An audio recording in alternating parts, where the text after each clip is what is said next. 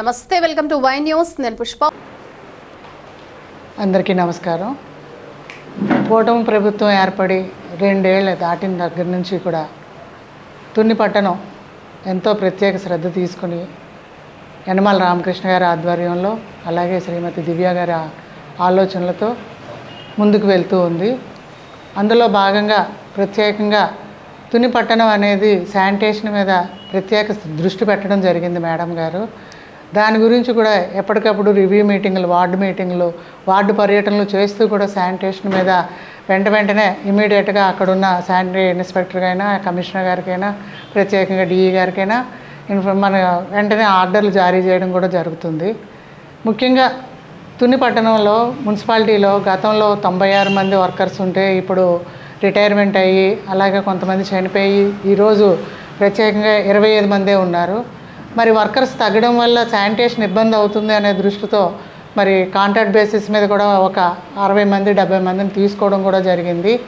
అదే కాకుండా town area పెరుగుతుంది, జనాభా పెరుగుతుంది, శానిటేషన్ మీద ప్రత్యేక శ్రద్ధ పెట్టాలనే ఆలోచనతో ఈ మధ్య కాలంలోనే మేడం గారు జేసీబీ తీసుకొచ్చి ఎక్కడికక్కడ క్లీనింగ్ చేయించడాలు అవన్నీ కూడా జరుగుతూ ఉన్నాయి. అలాగే వార్డు పర్యటనలో ఎక్కడ ఇబ్బంది ఉన్నా, డ్రైన్స్ ఇబ్బంది ఉన్నా వెంటనే సిల్ట్ తీయించడం, అలాగే డ్రైన్స్ చిన్నవిగా ఉంటే పెద్దవిగా చేయించడం, ఇవన్నీ కూడా చాలా శ్రద్ధగా చేస్తున్నారు. మేము వార్డులో తిరుగుతున్నప్పుడు కూడా చాలామంది గత ప్రభుత్వంలో అసలు శానిటేషన్ మీద చాలా ఇబ్బంది పడ్డామండి, ఎవరు వచ్చేవారు కాదు, తీసుకునేవారు కాదు, చేసేవారు కాదు కూడా అనేవారు.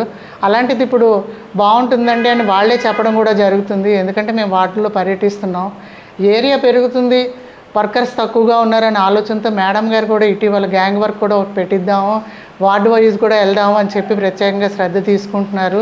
అలాగే స్పెషల్ ఆఫీసర్తో ప్రత్యేకంగా ఒక 20 మంది కాంట్రాక్ట్ వర్కర్స్ని కూడా తీసుకుంటున్నానని చెప్పారు.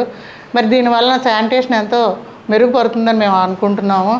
మరి ముఖ్యంగా నేను చెప్పేది ఏంటంటే అవేర్నెస్ ప్రోగ్రామ్స్ కూడా ఎక్కువగా మేము చెప్తూ ఉన్నాము. ప్రజలు కూడా మాకు సహకరించాలని మేము కోరుకుంటున్నాము. ప్రతి ఒక్కరూ ఇంట్లో ఉంచుకోకుండా వీధుల్లోని కాలువల్లోని వేయడం వల్ల వర్కర్స్కి పని భారం పెరుగుతుంది. ఒక రోజులో గంటలో అవ్వాల్సిన పని ఒక వారం రోజులు పడుతుంది. ఇలాంటివన్నీ మనం చేయడం వల్ల మా తునిపట్నం ప్రజలు కూడా పూర్తిగా సహకరించాలని ప్రత్యేకంగా కోరుకుంటున్నాను. ధన్యవాదాలు.